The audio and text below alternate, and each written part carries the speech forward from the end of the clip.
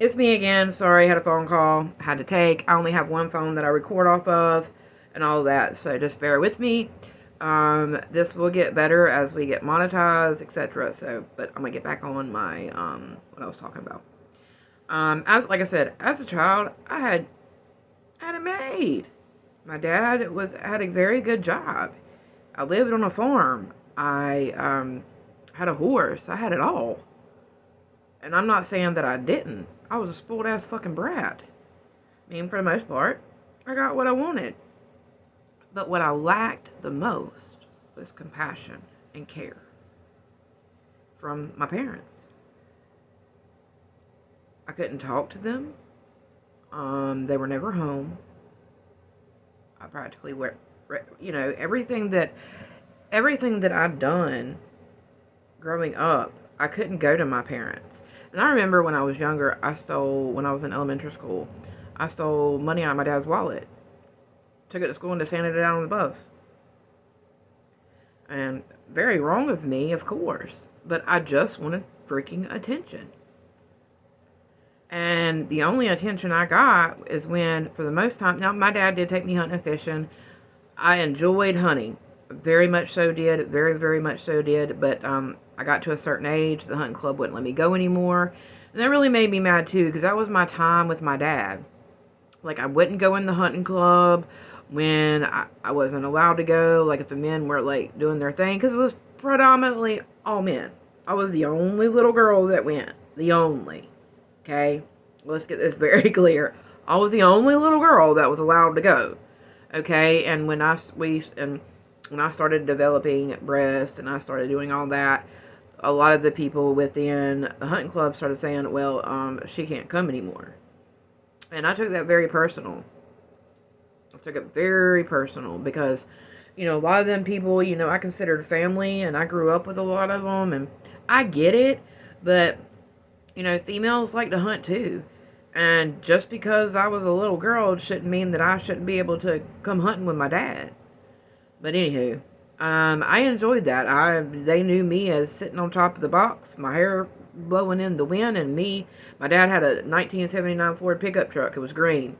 It was the only thing I wanted when my dad passed away, and my evil stepmother made sure I didn't get a dime, or made sure I didn't. The only one thing I wanted was my dad's 79 Ford green pickup truck.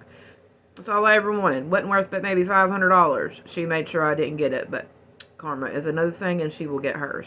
And if you're watching this, facts are facts, truth's truth, and I hold you very much accountable, ma'am, because you, as a human, even when my dad stopped drinking, you kept drinking in front of his face. So at the end of the day, you never wanted my dad sober. You never wanted to help him, and it is what it is. You're a greedy woman. But anywho, that's for her. She knows who she is. I will never name her. I will never give her that glory in God because she is a very, very, very possessed woman. But anywho, my dad was a ladies' man. A ladies' man. Like, he could have got any lady that he wanted. He was very, very good looking, handsome man. But like I said, he worked, he busted his butt, he done what he was supposed to do, and the government shit on him. Pretty much. He came back to a country that wanted to, talk crap about him, spit on him because of what he had to do. And I have that gall today. I have sat silent for, like I said, a very long time. And I haven't said anything because I didn't want to embarrass anybody. I didn't want to put my business out there, but that's the problem. A lot of folks are scared to say, what happened? What created them to who they are? And we have to start living out loud in that form as well. Because if we don't, we're never going to grow from it. And I'm sorry, life is not, bonbons and Starbucks and, all that. It's not. That's why mental health is so bad in this country. Because people want to think, oh, everything's so perfect. No, it's not. Life's not perfect. But like I said, early childhood, I had an amazing time. Me and my dad, would have a great time together when he was sober. When he was sober, it was great. Now my mom, me and her, we didn't get along. When she separated, from my dad. She just was, she was free. And I just wasn't her number one priority at the time. It is what it is. And she took care of me, paid the bills, done what I needed to do, and blah, blah, this, and blah, blah, that. But being there as a mother to mother to be able to have that contact, she wasn't there. And I'm sorry, Mom, if you see this. It just is what it is. And I'm just being as truthful and transparent as possible. I am not trying to be greedy during this either. I'm really not. I know having a child doesn't come with a rule book. But owning up to what you do as a parent and being able to be man or woman enough to say, look, I'm sorry, means a lot from your parents if you have those type of parents. Now, if you have those type of parents that bend over backwards and they do for you and they're there mentally, physically, and help you grow to be a better person, that's one thing. My parents were there, they paid the bills, I had anything I wanted. They were there in that aspect. But mentally, as someone to talk to and to grow and to be into a better human and have that comfortability, I didn't. Because at 4 o'clock, if my dad, it did not work, he was drinking. And needless to say, he could become a very violent drunk. Very, very, very violent. I remember one time, my mama getting a call from a state trooper at 2 o'clock in the morning. They had pulled over my dad, and he almost lit the officer on fire, pouring out his liquor and putting down his cigarette. Like, I remember my dad busting out windows. I was during Hurricane Hugo, if anybody lives in North Carolina watching this, during Hurricane Hugo, me and my mother were in a ditch trying to make it to my babysitter's house because my dad was ravingly drunk. He punched holes in the wall. Like, that is only the... Y'all have no clue. And a lot of people in the community feared my father. A lot of people in my family feared my father. Because he had money. He had guns. They knew he wasn't somebody to mess with. Because at the end of the day, my dad would whip your ass. I mean, I'm sure he's had his ass beat a couple times too, excuse my language. I remember one time he got into a fight with somebody in the family, and he split his head wide open. They were both drunk. My dad's head was split from here to here. Filleted open. And I had to watch my dad lay in a bathtub because he was drunk and was incoherent, and he wouldn't even go to the hospital for the next day. It was horrible. So when I tell you I've been there, I've done that when it comes to living with an alcoholic, going to Al-Anon, being a child that had to witness these things. I'm there with you. Like, I get it. Like, I was traumatized from a very, very early age. And I learned to push through life and try to make the best of it. And I always used to ask God, why? You know what I mean? And now that I've gotten older, I understand. But as a child, you do not. I don't care who you are. A child doesn't understand a parent's what it takes to kill somebody, what it takes to kill a child, what it takes to go fight in another country for this country. I thank my father every day for those freedoms that he gave me. But that still doesn't excuse his behavior. And everybody in my family excused him out of that behavior because of who he was. Facts. And everybody bowed down to my dad because if anybody needed help in the family, that's who they would call. And my dad would help them, for the most part, till you pissed him off. Or till you didn't do what he asked you to do. You know what I mean? If he asked you to do something, you didn't do it, by all means, it wasn't going to end good. And doing what I am doing right now would have pissed off my father. But I didn't stay silent when I was younger. I spoke on it to get out of the house. I was done. I was tired of not getting any sleep when I was at his house. And then when I was at my mom's, it was so hard for me to get to school. Because she had to get up to the wee hours in the morning because we lived in a different county. She still used my dad's address, so I could still stay in the same school system that I stayed in. So it was just very, I was tired of carrying a duffel bag everywhere I went. I was so tired of it. Like, I was exhausted of it. Like, and I enjoyed church. I enjoyed everybody that I went to church with. And, like I said, I moved in with a family, my boyfriend's family, that was at the other church that we went to at revival. And I will ever be thankful to them two humans. They were heaven sent. Heaven sent. I will forever be thankful for what they gave me. They gave me a safe place to fall, and they got a lot of hate from the community because allowing me to move in with them, with their son. We were young. It wasn't very much liked, but they still continued to spread gossip. The gospel. They still sang, and we had amazing, amazing times. And as you can see, this is raw and real. Like, this is how I want to be. This is part of my recovery. And this is one of the reasons I haven't been wanting to do this.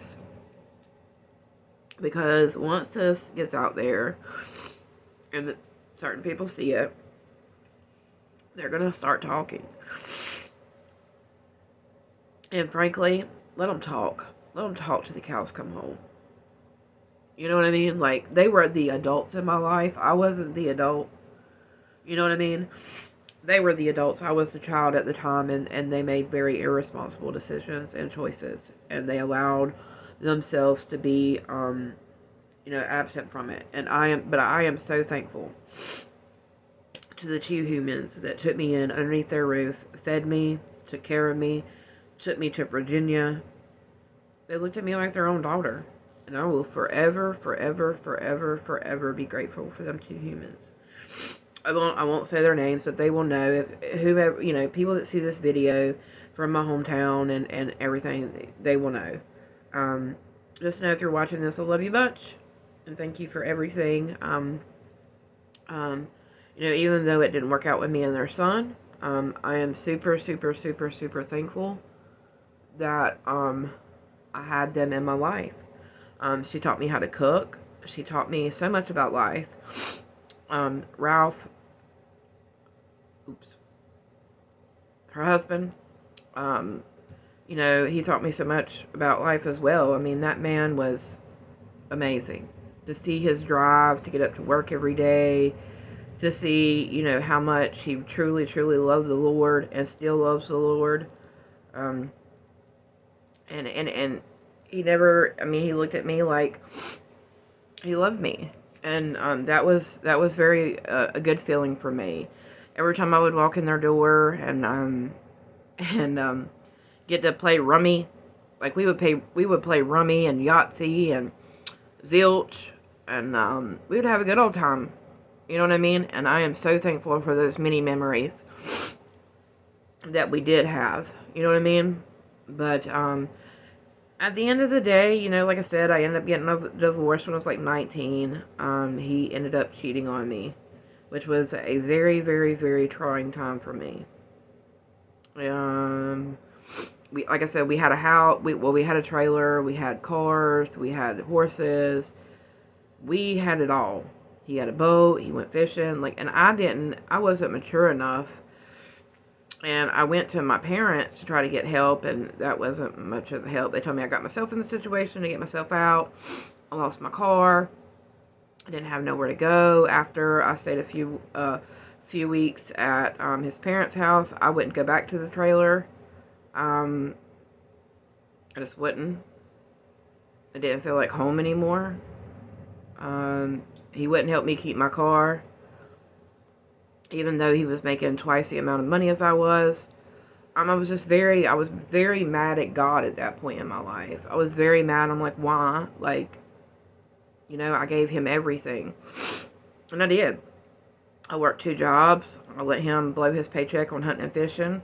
Bass boat. I tried to keep the bills up, and he done as he done. And the sun set and rose in that man's hind end. And he thought he was God gives to women. Well, no. Sorry. While we were married, he committed adultery. And it really broke my heart because I didn't look at any other man. I didn't want anybody else. That's where it was for me at the current moment in time. And thank God my eyes have brightened. But, and I'm not saying that he's not a good man. He is. He got up every day, worked just like his daddy. He worked. He busted his ass. He worked 14 hours a day. By God. And he'd hunt and he'd fish and whatever. He was country boy. No, he was good.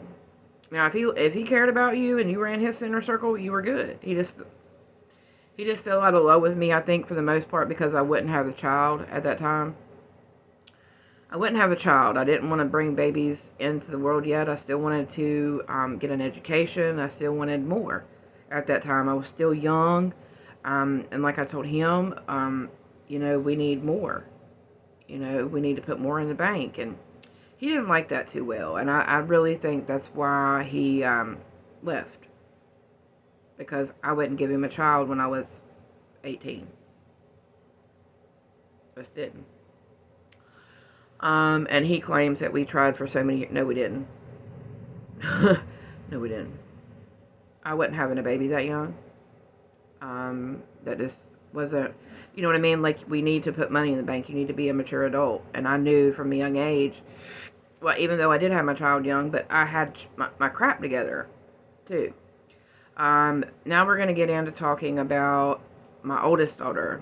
Well, after I separated from my husband, I was, I went down a downward spiral. I kind of jumped houses, jumped back and forth, went down, I think a couple years. 1 year, around when I was 18, 19, I went down to Louisiana for Christmas. That was the first Christmas I missed with my dad. It surprised him, but I went down to Louisiana with some friends, and I got away. That was the first time I ever really left home and went to a different state without and not doing something that I should have done. Like, my dad was kind of mad that I missed Christmas, but I was just so mad. I was so upset with how life was going for me at that time. Like, it's like I had to grow up so fast. And then you give your everything to a relationship, to a marriage, and it just goes.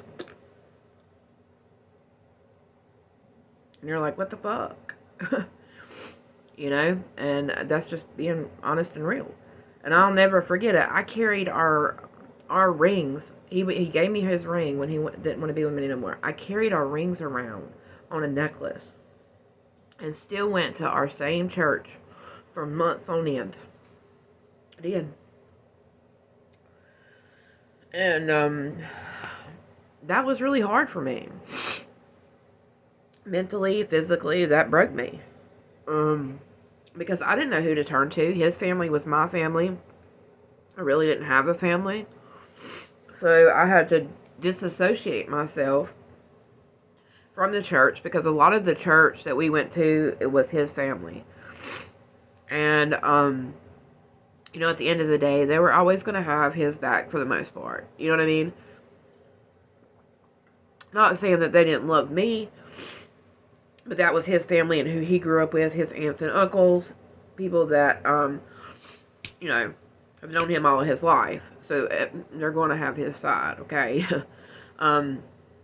So I had to leave, and I was very misguided. I didn't have I didn't have anybody to really talk to. And at the end of the day, that was, like I said, a very, very hard time with me. I ended up meeting my oldest's father. One day, I went to a rodeo in Concord. And I met my oldest's father. Lord forgive me. I love my daughter, but Lord forgive me. I thought I'd found somebody that truly gave a shit about me then, too. I put 5 years under, I went to school, got got my GED, started nursing school. Right when I got accepted to nursing school, he decides to hightail it because he just couldn't do it anymore. And so I was working at CMC Maine at the time, and I was like, really? Like, I've been working full time, going to school full time, and you're really going to jump ship right when I get accepted to nursing school? Really? Thanks. Like, I should have seen it coming. Man, I was busy. Like, I was doing schoolwork, trying to keep a house together, trying to pay the bills, trying to do all this. And, yeah. He decided the grass was greener on the other side of the pasture. Went up to Love Valley, North Carolina, and decided to do his thing with the chick that was available that night. And they've been together ever since with another child. Like I said, I do not regret my child. I do regret giving him 5 years of my life, but we're here to learn from it, you know what I mean? And that's why I'm trying to live out loud. Honest to Georgia, that's why I'm trying to live out loud. Because at the end of the day, if I don't, somebody needs this. Somebody needs to hear it. Because I'm sure I'm not the only one. I'm sure I'm not the only one that's questioned life a couple times. But that brings you up to my oldest daughter, and my life. We'll keep doing these sessions. And just know that you're not alone in this fight. In the battle of being brought into the world and your parents being addicted and having that really rough childhood and always a moment of chaos. I've learned to do much better when there's chaos around me. When things are silent, it gets very hard for me. But anywho, I hope y'all have an amazing day. Remember that your struggle is your purpose. And we do matter. We do matter. You matter. And I thank you so much for following me on this journey. I hope everybody has an amazing day. Peace out, and I love you, and stay tuned for the next episode.